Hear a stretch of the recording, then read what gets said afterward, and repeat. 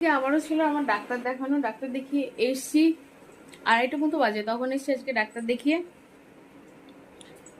Direct বাড়িতে এসেছিলাম না, জানো তো। আজকে যেহেতু শুক্রবার ছিল, গেছিলাম একটু বাজারে, বাজার থেকে এসছি ওই 3টে 3:30-র সময় বাড়ি পৌঁছে গেছি। আর বাজারে গেছিলাম কি জন্য তোমাদের দেখাবো না। তো এখন বাজে হচ্ছে রাত 9:03 হয়ে গেছে, 8টার সময় রান্নাঘরে এসেছি। ভাবো, ভগবান জানে আমার আজকে এত কেন দেরি হয়ে গেছে। ডাক্তার দেখিয়ে এসে না শরীরটা আমার এত পরিমাণে খারাপ হয়ে গেছে যে সেই যে ঘুমিয়েছে, উঠেছে সেই 6টার সময়। ঘুম থেকে উঠে ফ্রেশ হয়ে একটু চা করে খেয়ে একটু বসে থেকে রান্নাঘরে চলে এসেছি। এখন আর না অন্য কিছু রান্না করতে, মানে কিছুই আমার রান্না করতে ভালো লাগছে না।